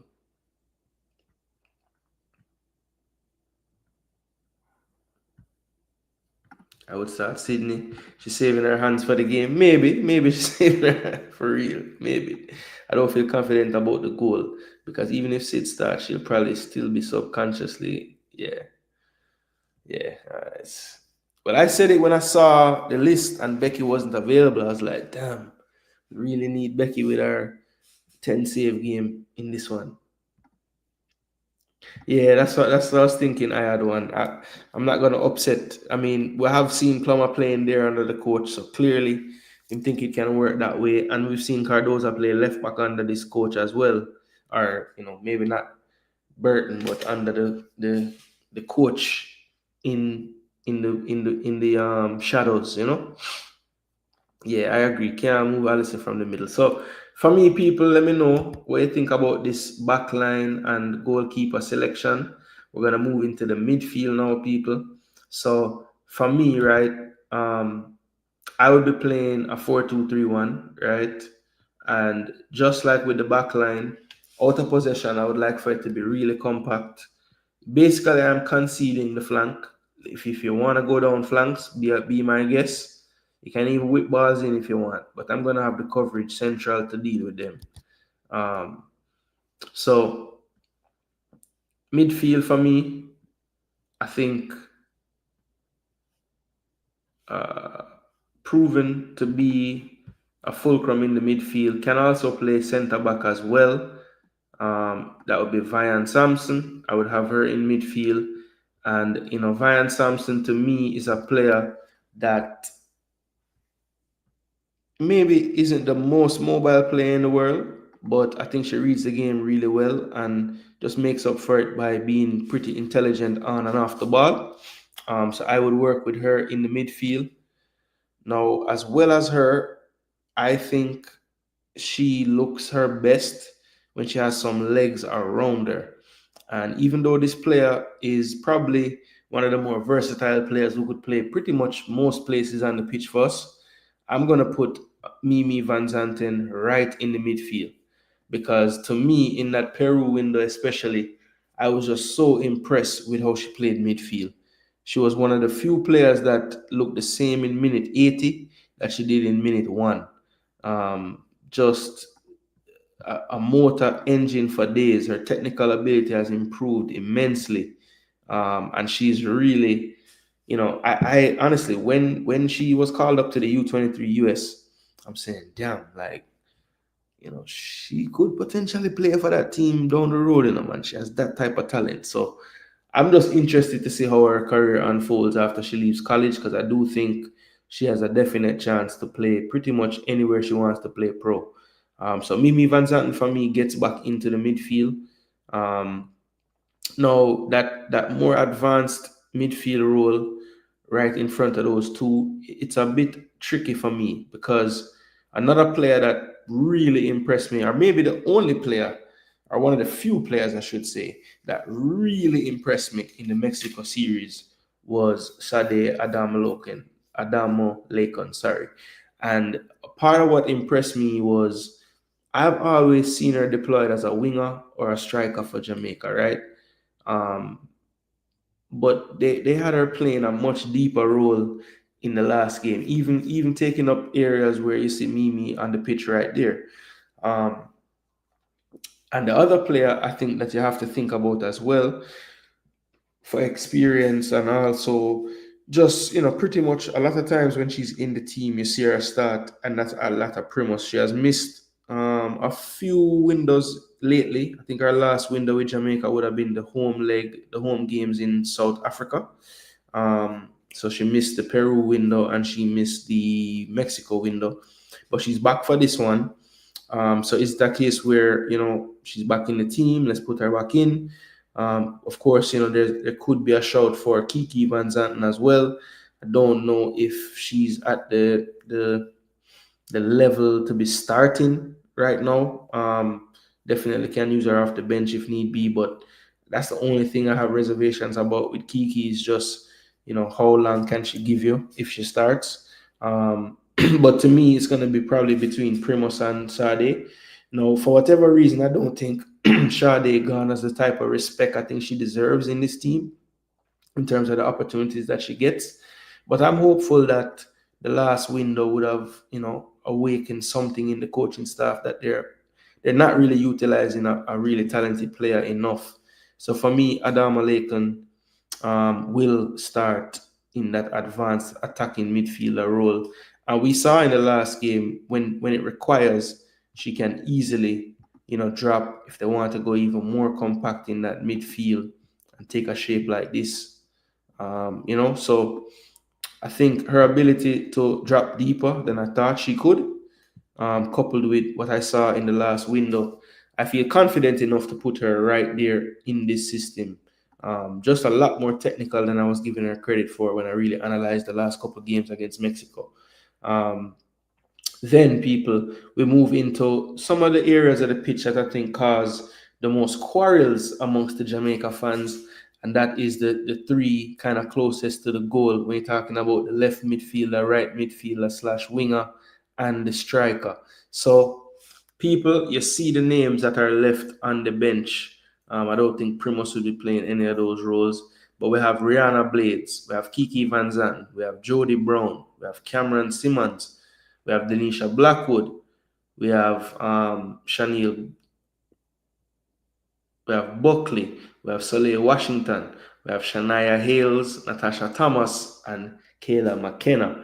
So a couple of these players I think pretty much are only going to play one role, and that is Thomas and McKenna. They to me will be the main striker when they're on the pitch if they get game time. Shania Hales, a little more versatile. I think she can play left side, right side, or centrally, right? We have predominantly seen her play for Jamaica as a winger. Maybe this is the window where we get a chance to see her through the middle and see what she offers in that position. I wouldn't mind to see that actually, but I don't know if that's what the coaches will go for. But people, so far, how it looking? Let me know.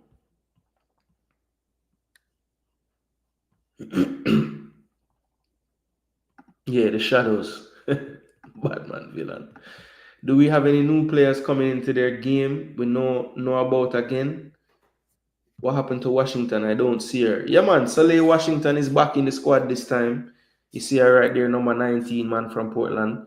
So I'm just trying to pick my front three people. So listen, I'm gonna use you all as well. I want to see what kind of the consensus is for these positions, because when I was doing the prep for this show, I mean, this area of the pitch was really the toughest, as well as the spot where I have kind of made my choice. I don't care what you guys say. I want to see Sade play there in the game. But the front three are going to work with everybody plus what I think. So let me know, people. Left, right, center, forward.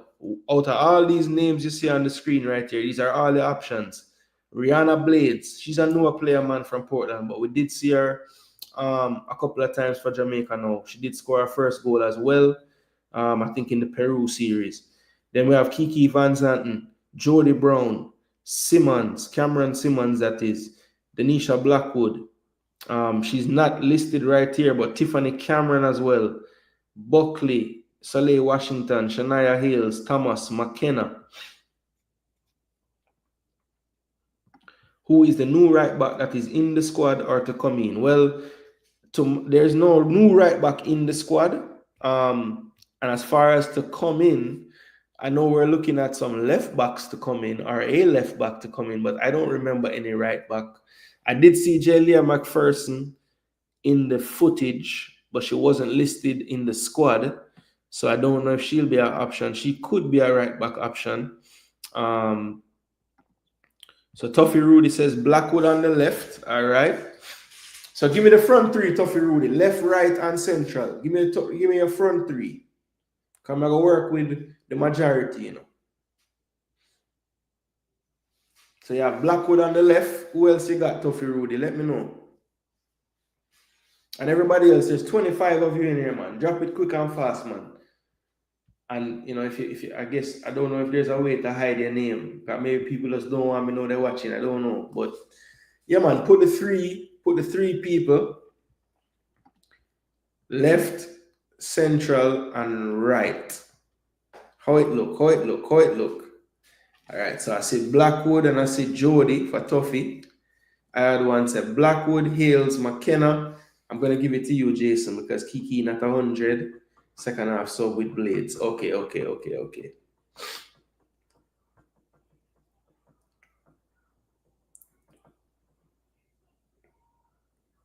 So you have, okay, so I'm assuming I had one, you have Blackwood left, Hales right, and McKenna through the middle, right? Leon, the last time I was in a press conference and the question was asked, it was still an issue with the paperwork not being fully completed. With my selfishness, one Tiffany on the right. So to BM's point, the one girl who we have seen give multiple interviews is a fan favorite of Tuffy Rudy. So if all of them was doing that, then you know. All right, so you're playing Jody as the striker, Blackwood on the left, and Tiffany Cameron on the right. Wow. Okay. All right, so I had one said I had it right. Hales right, Blackwood left, McKenna up front. So Tuffy Rudy have Blackwood left, Jody in the middle, and Tiffany on the right. Wow. So Jody as the central striker. Interesting. They say you want the speed right through the central area.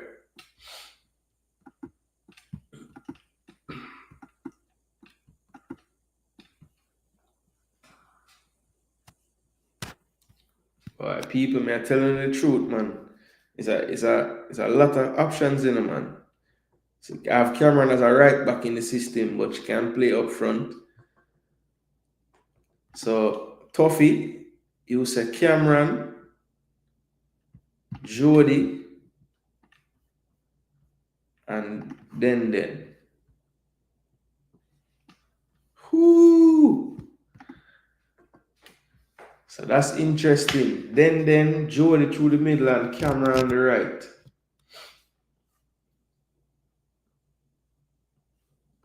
Yeah, I would go for Kayla because I think you're gonna need somebody can at least earn some foul and hold up the ball and wait till the others come into play because you know we're gonna be deep. And when we clear the ball, we're gonna need somebody strong. Now maybe Tuffy Rudy looking at it like we're gonna need speed because she's just gonna need to chase down a lot of balls. But I think when you have a target and you just direct it towards the target and them can post up like Kayla can, I think you would want to do that to bring the players closer to her. So yeah, it just depends how you look at it. Jody can't find the goal with GPS. John or Tuffy. So Tuffy, I had one say, yo, nah, gonna work, you know. All right, so that was Tuffy's front three. So let me just show you guys now how I had ones would look.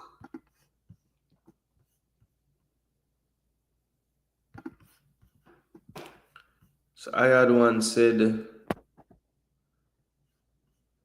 I think she said then. Yeah, then on the left. Shania on the right. And Kayla up top. Yeah. So I think I would have something similar to this. I would probably start Hales off the right as well. And I would tell her that out of possession, actually want her to tuck a little more central. And I would want it to look a little bit more like this out of possession. Just a little more like this out of possession. And the reason why I say that is I think Kayla does have the ability to post up on players. So let's say, you know, we're in a really defensive posture. Everybody's back defending, right? USA's up the pitch. You know, Fox is central. Cooper is outside this time. Macario occupying them. Heaps is on the back post. Thompson up the pitch. Dunn kind of tucked in a little central for the balance. In this particular play, Johannes is the one arriving, right? Coffee is sitting. And these two are split out in possession, trying to keep the width. Now, the reason why I would defend in the two banks of four and the two strikers more is because when we win the ball, you know, deep somewhere, and McKenna is that target, she can get Germa on her back. And once that ball, let me get a ball, people. Where's the ball? There we go. So let's say we win a ball. What just happened? The ball there. Bro, why the ball no want fall out on the field? Okay. So let's say they're attacking, you know, they attempt a cross. It comes to Cardoza. She's back here. Now, one thing I can assure you, when we get the ball in these type of areas and USA has been attacking, Emma Hayes' philosophy is to go get the ball back right away. Simple. She just want to win the ball. Now, they'll block the lane. You can't play a short pass. Everything is blocked off. You don't really want to play it into your box. So you kick one over like this. Now, why I think it will be important to have Hales who kind of will be, in a sense, the right midfielder, right winger. When we're out of position for her to tuck inside is if we do want to go direct to McKenna, the main thing we want to do is at least have a couple of people somewhat close to her. So she has options and doesn't have to necessarily turn and beat Germa because that's not her strength. But if she can post up, keep Germa on her back, Blackwood can break, Hales can break, and hopefully she can play some kind of through pass, right? So I think it's going to be important that we stay compact with the defense, and also I would give Hales that role of a supporting striker out of possession, just to be close to McKenna when we do get the transition opportunities, because I do think that she will be the target when we're clearing the ball. And if you can get players close enough to her to run off her, or for just a one-time flick, I think that will be hold us in a good stead. So there's a couple things tactically I think we can try. At the end of the day, it's going to come down to execution and staying fully concentrated. Because as I said, they're going to test your concentration to the maximum with their fluidity, their movement, and just their overall ability as a team.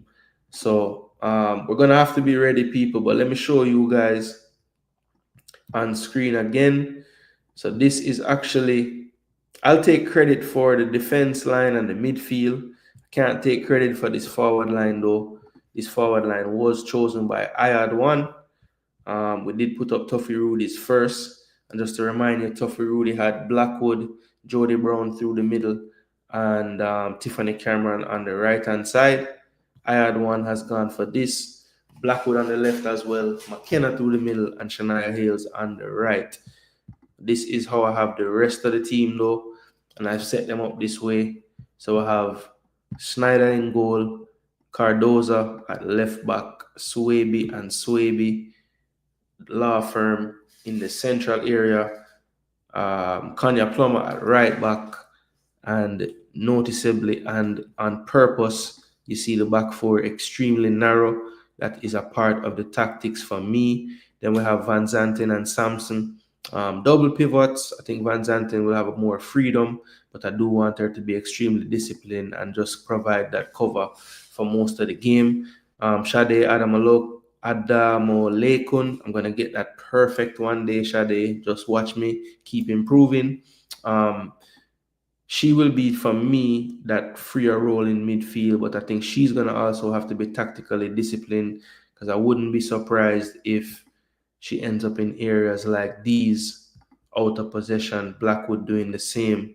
So I have two narrow banks of four, and she will be responsible, because I think tactically you want to keep Shania up for the counter-attack. So Sade will have to be the one taking up the extra space, because I'm telling you, I want Kanya, Swaby, Cardoza very tight. So Blackwood will have to marshal these areas. Adamolekun, when we're in the defensive posture, marshal these areas. Try to keep these four players as central as possible throughout the game. I think that's something we can do to just have the amount of numbers we need when they start their interchanging on top of our box. We're not running and chasing and leaving spaces.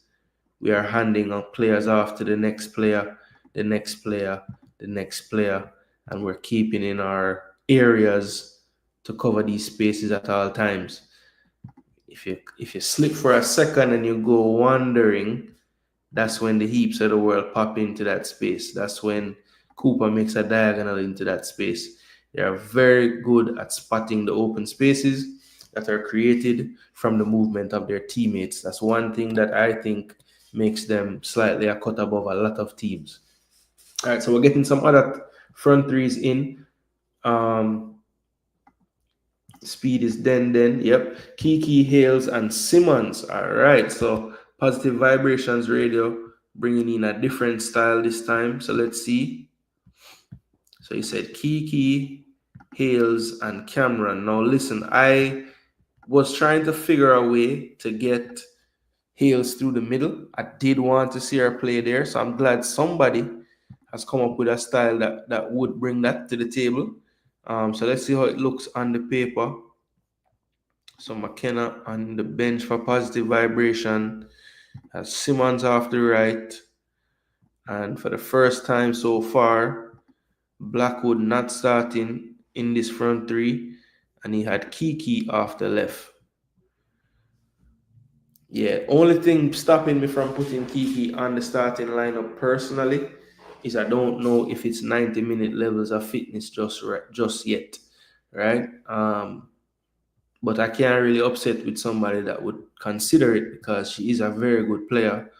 Um, and of course, growing up in the States, she's quite familiar with the surroundings. McKenna will start on the right. It's just selfishness towards Blackwood. Jody and McKenna. Oh, towards Tiffany. Blackwood, Jody and McKenna. But why would you put McKenna on the right though? Wouldn't you put Jody on the right and Blackwood on the left if you're gonna do that, Tuffy? Let me know. As long as Allison on then side. Okay.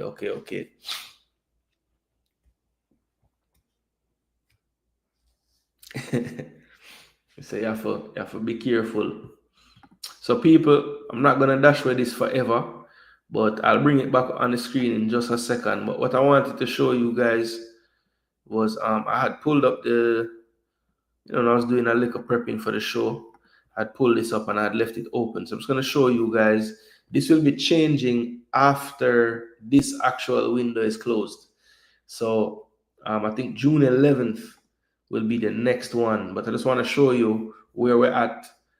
And this was actually prior to the Mexico window. So we don't have those losses in this ranking for Jamaica, which is nice. But this is the entire FIFA rankings for the women. USA in first right now, Spain second, Germany third, England fourth. So like I was telling you, we played 2 of the top 4 in the world in this month. Now June 11th, which is the next date, I believe. Yeah, next update June 11th in 9 days. So this should be changing in about 9 days. England could move. So, by then they might not be 4, they could be lower or higher. So we'll have to wait and see how that goes for them. Japan is in 5th.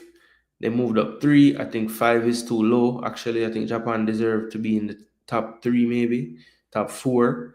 But they're not far off. They could catch those teams a little bit ahead of them. They had a really big jump the last window, beating very good opponents. They beat USA, they beat Colombia, and they beat Australia. So 3 very top teams, and look how much FIFA points they were able to get, 25.52, getting into the 2000s, So they're chasing down the rest. Sweden in 6th, Canada in 7th. They dropped another place. They were in the She Believes as well. Actually, no, they played the Pinatar Cup. And they got a draw with China, which wasn't the best result for them. Brazil down to 8th. Korea 9. Netherlands 10. France 11 now. That's probably pretty low for them perennially. Denmark 12. Iceland 13. Italy 14. Norway 15. Australia down to 16th now. China 17.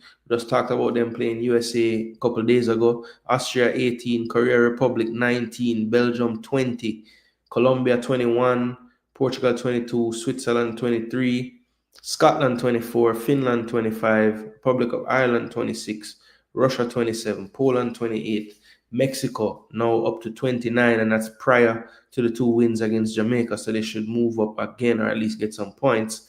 And we have Czechia or Czech Republic in 30th, Wales in 31st, New Zealand 32nd, Argentina 33, Ukraine 34, Serbia 35, there's Nigeria at 36, Vietnam 37, Slovenia 38, Chile 39, then we have Jamaica in 40th right there, and this was right after playing Peru twice, so we know that we lost to Mexico twice. That should put us down slightly from this last one, so we'll wait to see after the USA result where we land on, I think, June the 11th, they said.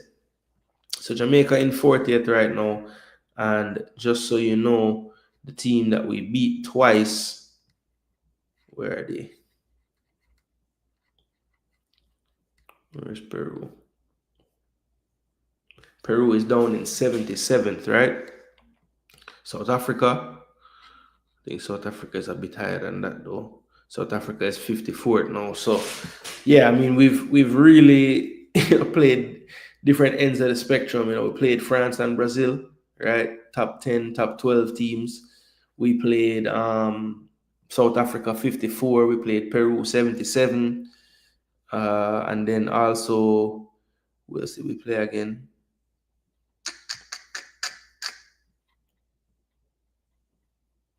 Yeah, Peru, Brazil, South Africa. Yeah, I think I said all of them. And then we have England and USA now. So yes, people, we'll take a look at that as well down the road, see where we end up after this game. And heading into that England game, what our actual FIFA ranking is. Right now we're at 40. So let's see. England is framing to be the world power. Yeah, they're trying. They're doing a decent job of it as well. There was one other thing I wanted to do before we left. All right, let me pull up back the tactical pad because I'm gonna have to see what really gonna make sense of this front three. So, all right. So this was, I think, Positive Vibrations Radios. I like it, but I just don't see the I don't see that Kiki will get the start. I just don't think it will happen. So I think Blades and Kiki, as someone said earlier, probably come off the bench. I think it's gonna. I think I wouldn't mind to see this right here that's on the field. I know that Simmons will kind of give me a bit more work, which I think actually makes the shape a little easier to attain, because my original thought would be to play Hales out here, but I don't want her to really be in these areas defending. If she plays out here, I want her to kind of stay when we're out of possession. And I would probably have Sade as the one getting close to Hales on the counter. You know, these players might be down here helping out Plummer and the wide player on the left. One of the reasons why I wouldn't do Jody is I would need Jody to be running all the way back here, which I think would take away from our attacking game. The player that I see with the most energy level to do something like that would be Den, honestly. But I don't know. I mean, Saleh Washington is really good, but she's just coming back from injury. So I don't know if I'd put that pressure 90 minutes on her either. Yeah, part of me just wants to go with what I saw before. So Cameron probably wouldn't start you. I would just put Shania out here. Actually, no. I would actually leave Shania on the bench, you know. Play McKenna. Play Sade. I don't know why I keep going back to Simmons, you know. I feel like I would probably play Cameron just for this. Right? I know she's going to cover that ground. And I would play Simmons for the same reason. I know she's going to give me the work. So I'd probably start this team right here. I swear. And then we'll have plenty of options to change it up off the bench.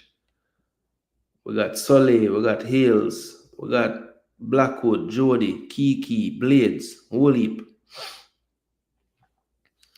But I don't know if that's what the coach will go with. Tiffany was an added player, so was Natasha Thomas. So would he really start her? Probably not. Ingleton we haven't spoken a lot about, but she's more of a deeper line player.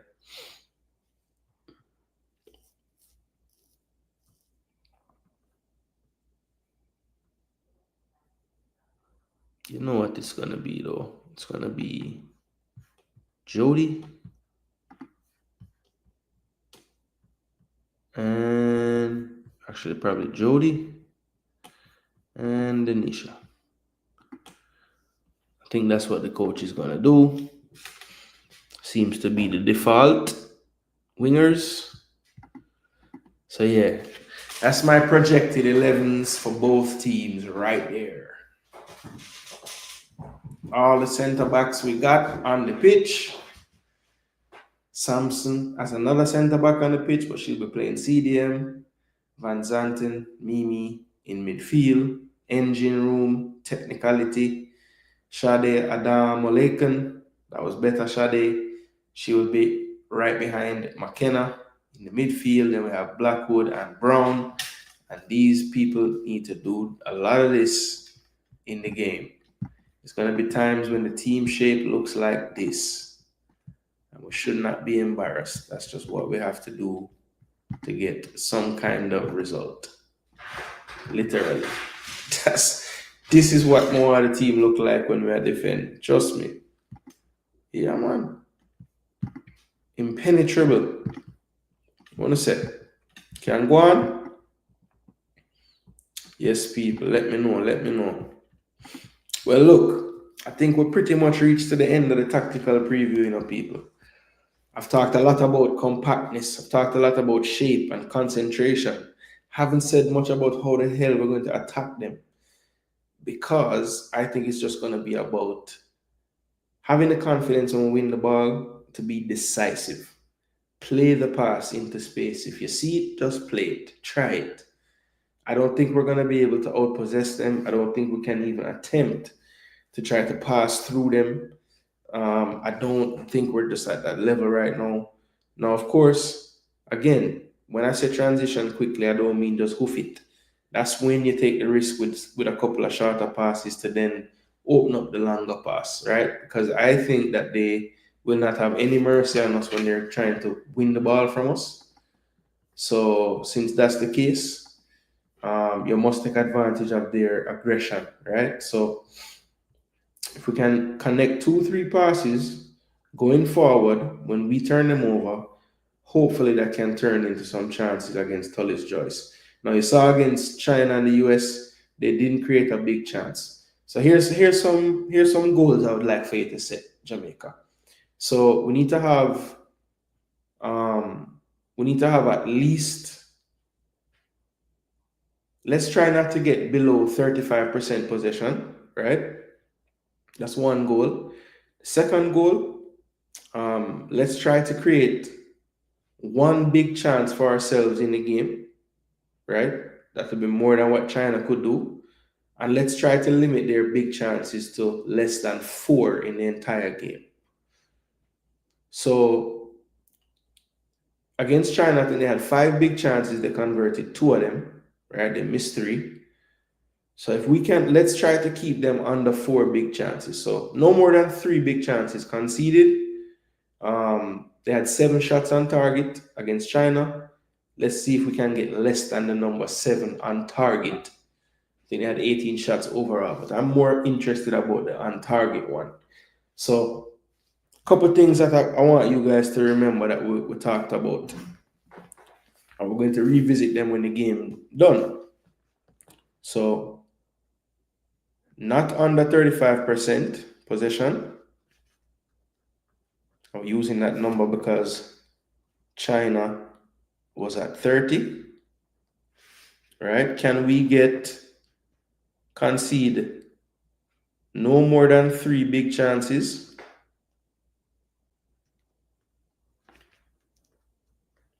BC. China gave up 5. The next one, what did I say? Shots on target, less than 7. China had 7. And total shots greater than 4. China had 4. All right, so those are just 4 metrics that I want us to revisit after the game and see how did 40th ranked Jamaica do compared to 17th ranked China. And it's a great time to do it because they're playing in the same exact window with the same team. Might be different faces, but it's in this damn window, so they're working on the same stuff. So let's see how we fare. China just did it. Now it's our turn. Will it be better? Will it be worse? And I'm not just talking results. I'm talking underlying metrics as well. But of course, they got 3-0. How about go for the big one? Can we lose? If we lose by less than 3 goals? I will not do a prediction today in the tactical preview. I'll keep this strictly to the tactics. You know what I'm saying? But yeah, I'm not going to do any predictions until tomorrow. As a matter of fact, people, let me do the right thing and promote where you can watch the live stream tomorrow. I see Ryan is live with the Reggae Boys 23-man squad. Yes, I could have done a video about that tonight, people, but I thought it would be much better and much more informative for the public to try to bring you some news about the Reggae Girlz and what to expect from their game tomorrow against the USA. Again, there's a lot of new faces in the USA team, people that you might not know, but don't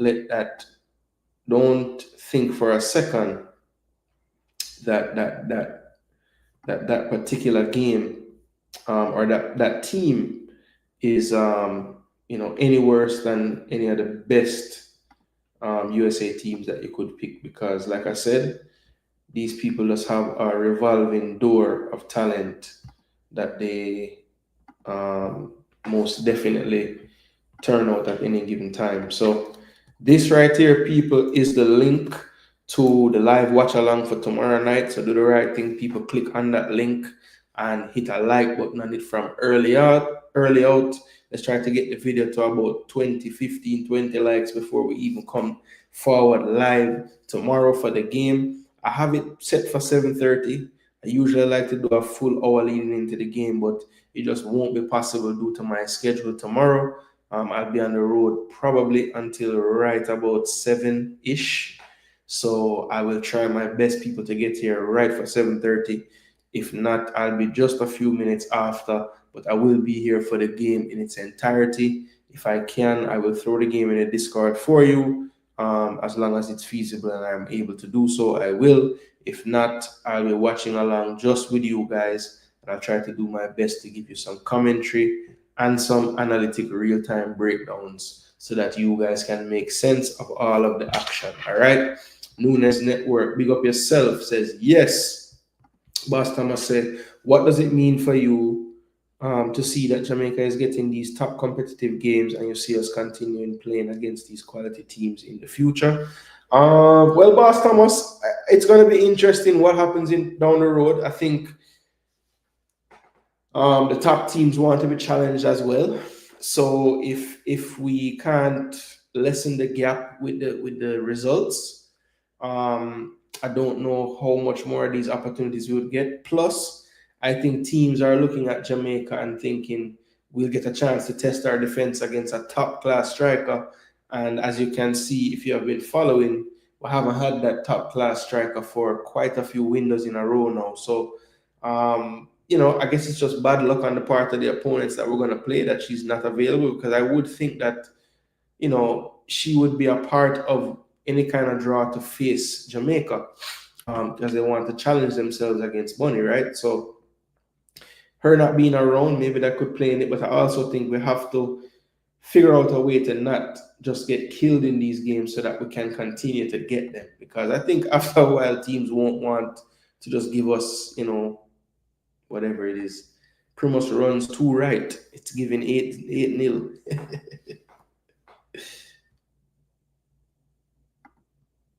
Oh, Primus runs 2, right? I'm not sure what you're saying here. I had one.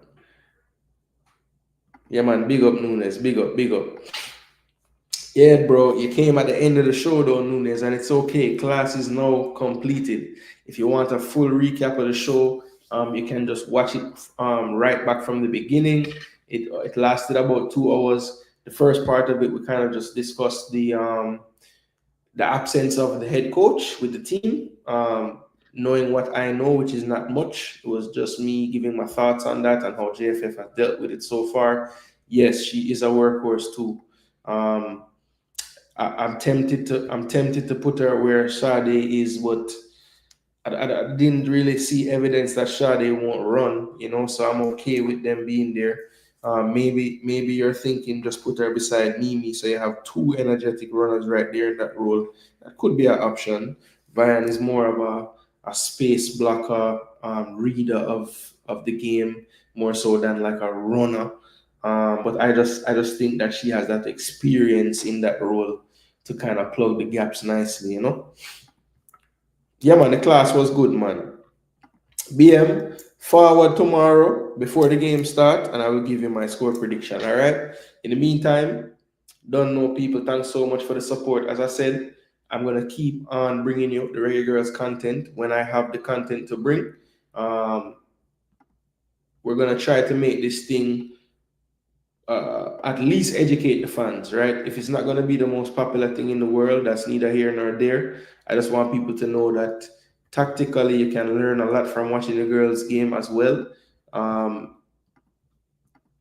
you definitely should not overlook what they bring to the table in terms of football, because trust me, the FIFA Women's World Cup, the big events, the Champions League final for women, the Women's Super League matches, the NWSL, all these leagues, they just keep on going up and up and up and up. And I don't think it's going to stop anytime soon. So you guys are going to be asking where everybody gone, and them gone to the women's game. But Jason Gooner and a lot of others, especially the ones that stayed for this show, we already know where it's headed, right? So big up to you guys. Thanks so much for the support.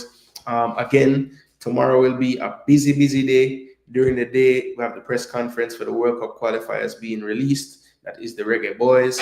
And of course, at night, I will be here live amongst all the noise about the World Cup qualifying squad, which I'll get to on Wednesday. But tomorrow, again, I am going to be focused on our Reggae Girls as we take on the US Women's National Team, Energizer Park, 7 p.m. Jamaica time, 8 o'clock for me.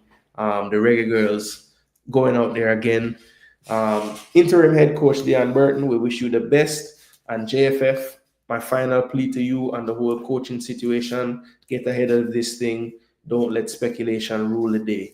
All right, guys. Peace out. Thanks so much for tuning in. And at the end of every show on this channel, you'll hear these words: I am Jason Gooner. This is Jason Gooner TV. And until next time, people, come on, Jamaica. More specifically, come on, you Reggae Girls.